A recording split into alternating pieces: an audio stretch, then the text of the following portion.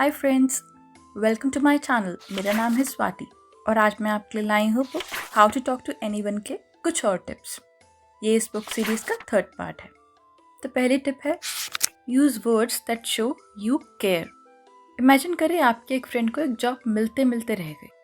अब ऐसी सिचुएशन में ज़्यादातर लोग कहेंगे I am so sorry to know that, पर आपको कुछ ऐसा बोलना चाहिए। आई नो तुम्हें बहुत बुरा लगा होगा, तुम तो पूरे दिल से इस जॉब के लिए मेहनत कर रहे थे। इससे सामने वाले को सिर्फ ये फील नहीं होगा कि आपने यूं ही कुछ कह दिया, पर ऐसा लगेगा कि आप डिफ़िकल्ट मोमेंट में उसके साथ हैं। ऐसे उनका आप पर ट्रस्ट पड़ेगा और वो आपसे ज़्यादा ओपनली बात भी कर पाएंगे। नेक्स्ट पॉइंट है ask better questions than what do you do. कहीं आप भी उन लोगों के जैसे तो नहीं हैं जो मिलते ही दूसरे से पूछते हैं कि आप क्या काम करते हैं। ये सवाल बोरिंग होने के साथ साथ थोड़ा सा ट्रांजैक्शनल भी लगता है। ऐसा लगता है आप सामने वाले का फाइनेंशियल स्टेटस जानना चाहते हैं। दूसरों से बात करने के और भी बहुत से तरीके हैं। उनसे पूछें कि आप अपना फ्री टाइम कैसे स्पेंड करते हैं। ये क्वेश्चन ज़्यादा रिस्पेक्टफुल और नेचुरल लगेगा और सामने वाले को एक स्पेस देगा जहाँ वो अपने बारे में खुलकर आपसे बात कर सकेंगे। नेक्स्ट टिप है use their name to build connection. अगर आप चाहते हैं कि बिना मेहनत के लोग आपको अटेंशन दें, तो याद रखें आप अपनी कन्वर्सेशन में उनका नाम ज़रूर लें, क्योंकि जब किसी को कन्वर्सेशन में अपना नाम सुनाई देता है तो उनको वहाँ एक वार्मथ फील होती है। इनफैक्ट सामने वाले का नाम लेना एक गुड आई कांटेक्ट के बराबर होता है। तो जब आप किसी से फ़ोन पर बात कर रहे हो तो ये टेक्निक बहुत कारगर होगी, क्योंकि मैंने बहुत लोगों को ऐसी गलती करते हुए देखा है। इसलिए मैं कहूँगी कि अगला टिप बहुत इंपॉर्टेंट है, ईट बिफोर यू नेटवर्क।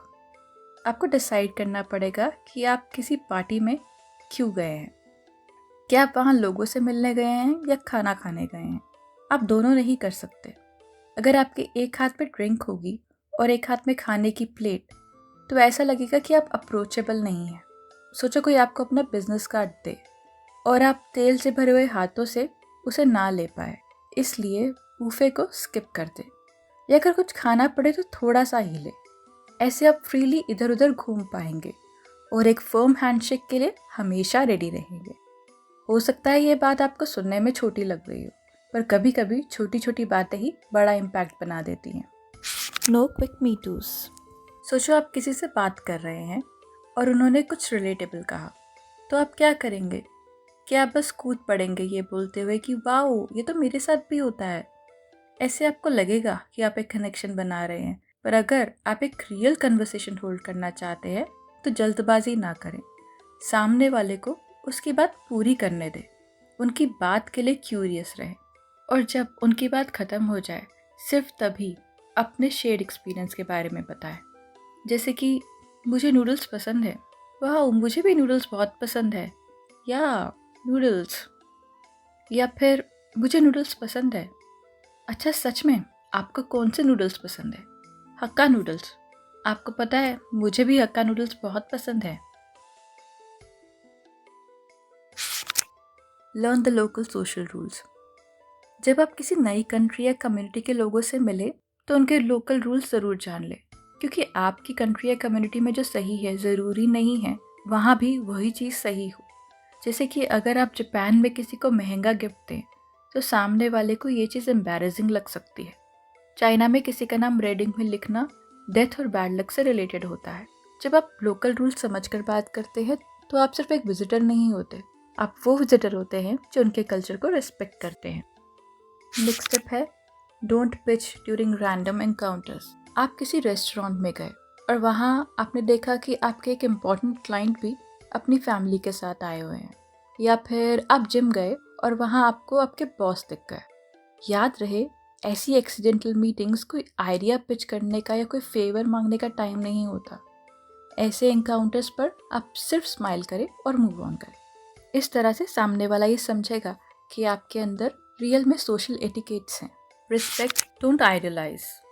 आप अपने फेवरेट एक्टर से मिलते हैं, आपके दिल की धड़कन तेज़ हो जाती है, आप उनसे कुछ कहना चाहते हैं। एक्चुअली उस वक्त तो आप कुछ भी कहना चाहते हैं, बस उनसे बात हो जाए।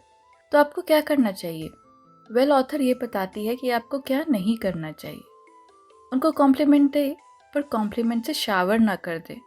सिर्फ ये ना बोलते रहे कि उनका काम आपको कितना पसंद है और कैसे उस काम ने आपकी लाइफ बदल दी। अगर आप ऐसे बोलेंगे तो वो सिंसियर तो साउंड करेगा, पर ये आपको एक फ़ैन की पोजीशन पर डाल देगा, ना कि बराबरी की पोजीशन पर। आप उनकी तारीफ करें, पर उस बात को एकदम कूल रखें। कुछ स्पेसिफिक बोले, जैसे मुझे आपका वो पॉडकास्ट बहुत अच्छा लगा। कोशिश करें ये रेफरेंस उनके रीसेंट काम से ही हो। इससे ये मैसेज जाता है कि मैं आपकी रिस्पेक्ट करती हूँ, पर मैं यहाँ आपको आइडलाइज करने नहीं आई हूँ। क्योंकि मैं इतनी सुंदर हूँ, मैं क्या करूँ? अरे नहीं, क्योंकि I am someone worth talking to. Next tip है stand your ground with strong repetition. आप एक नेगोशिएशन को एंड कर रहे हैं। आपने अपना पॉइंट ऑलरेडी एक्सप्लेन कर दिया है, पर सामने वाला बार बार उसी बात को दोहरा रहा है और वही क्वेश्चन पूछता जा रहा है। ज़्यादातर लोग ऐसे वक्त प्रेशर में आ जाते हैं और खुद को ओवर एक्सप्लेन करने लगते हैं या फिर अपना आपा खो बैठते हैं, पर आपको ऐसा कुछ नहीं करना है। सोचिए कि आपका फाइनल आंसर क्या है। अपने इस रिस्पॉन्स को वर्ड बाय वर्ड रिपीट करें। कोई नई एक्सप्लेनेशन ना दे, ना ही अपनी टोन चेंज करे। बस कहे मैं बता चुका हूँ कि मुझे क्या ठीक लगता है। इससे एक बहुत पावरफुल मैसेज जाता है कि मैं कॉन्फिडेंट हूँ, मैंने अपना आंसर सोच समझ के दिया है। ऐसा नहीं है कि आपको सामने वाले से कोई लड़ाई करनी है, आपने बस अपनी बात करनी है। और धीरे धीरे जो प्रेशर वो बिल्डअप करने की कोशिश कर रहे थे वो कम हो जाएगा। अगर इस टेक्निक को अच्छे से यूज़ किया जाए तो ये सबसे ज़्यादा रिस्पेक्टफुल और एफिशिएंट टूल है किसी भी नेगोशिएशन में अपना टाइम और एनर्जी बचाने का। तो ये थे how to talk to anyone book में से कुछ tips. Use words that show you care. Ask better questions than what do you do. Eat before you network. Use their name to build connection.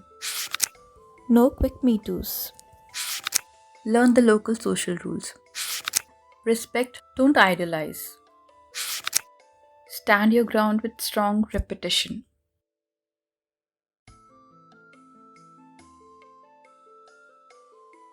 Thank you for watching. Keep smiling and keep working.